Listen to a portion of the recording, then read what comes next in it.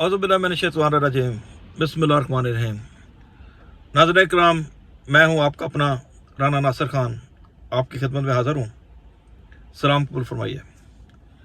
नाज़रीन इकराम, आज तो ख़बरों का बाज़ार लग गया, बल्कि आज की सबसे बड़ी ख़बर आपको पता है कि सबको मालूम हो चुका है कि खान साहब की ज़मानत जो है वो मंजूर हो गई, लेकिन ये ज़मानत आधी मंजूर हुई। बल्कि शायद ये कहना चाहिए कि ये ज़मानत के नाम के ऊपर शायद एक बहुत बड़ा ड्रामा किया गया कि एक तरफ ज़मानत मंजूर हुई और दूसरी तरफ पीटीआई से बल्ले का निशान छीन लिया गया। लेकिन फस्तायत इस जालमाना, इस वक्त के फ़रूनों के दौर में, इस वक्त के यजीदों के दौर में, आपको अगर जितना भी रिलीफ मिले, आपको अगर इंसाफ की एक, जैसे कहते हैं कि बारिश का एक कतरा, तो अगर इंसाफ का एक आपको छोटा सा हिस्सा भी मिले तो आप खुशी से नहाल हो जाते हैं।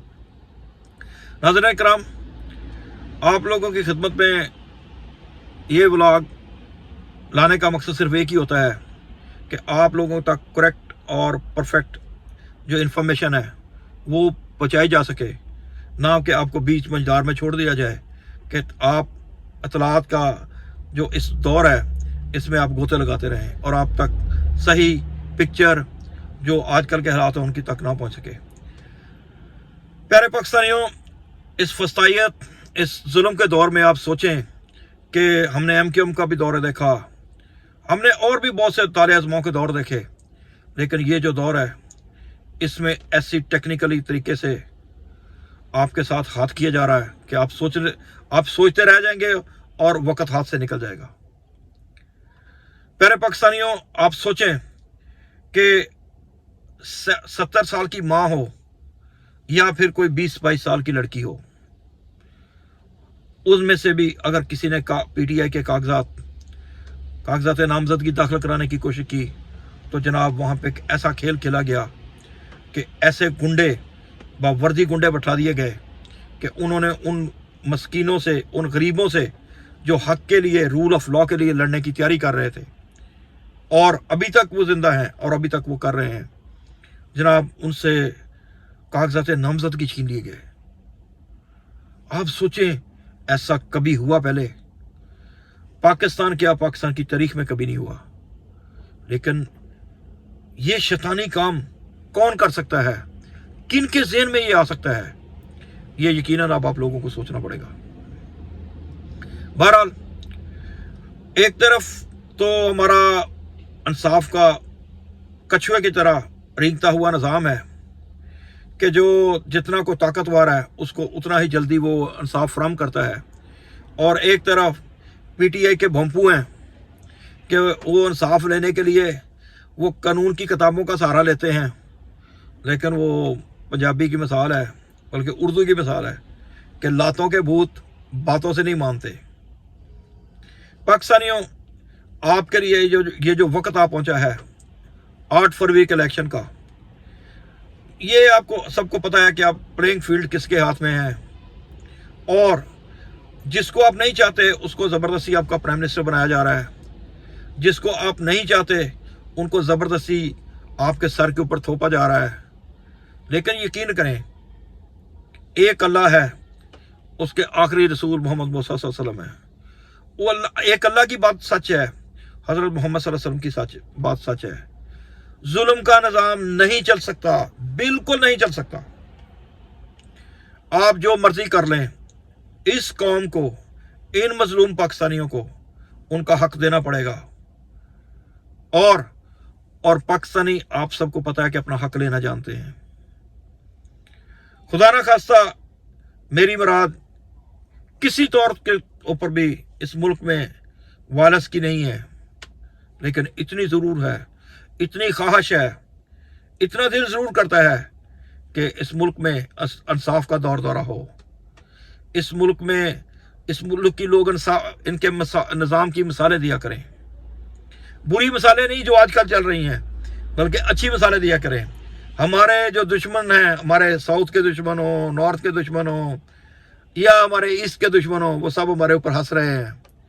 वो कभी हमारी मुआशरे की तरफ देख के वो हमारे ऊपर कह के लगाते हैं, कभी वो हमारे निज़ाम की बदहाली की तरफ देख के हमारे ऊपर कवे कसते हैं, लेकिन क्या करें, ये किसी का किया अदारा नहीं है, ये हमारे अपने लोग हैं, ये उन्हीं का सारा जो भी उन्होंने किया ये उनका काम है।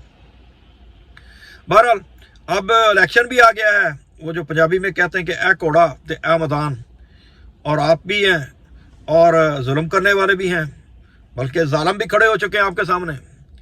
तो अब आपने अपनी वोट की ताकत दिखानी है, आपने अपना वोट ज़ाया नहीं करना, आपने उसको वोट देना है जिसको आप चाहते हैं, आपने कतन किसी के कहने के ऊपर वोट नहीं देना, बल्कि आपने ये समझे कि ये हुसैन का लश्कर है, वो बेशक जिस तरफ भी हो आपने हुसैन के लश्कर में खड़े होना है। और जिसको आपका ज़मीर मानता है, जिसको आप सच्चा मानते हैं, जिसको आप समझ रहे हैं कि वो दुनिया वही आपका सही आपको इंसाफ फराहम कर सकेगा, उसको वोट दें, किसी की मत सुने।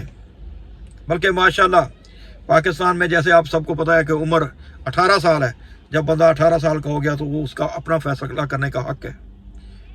लेकिन एक बात की बहुत खुशी होती है कि पाकिस्तान में जो लोग हैं वो इतना जानते हैं कि वो अपना वोट किसको देना है, ये उनको समझ आ चुकी है। अब वो किसी बड़े झांसे में आने वाले नहीं हैं। अब उनके सामने वो जो खान साहब कहते थे कि मैंने शऊर का जिन बोतल से बाहर निकाल दिया है, अब ये वापस जाने वाला नहीं है।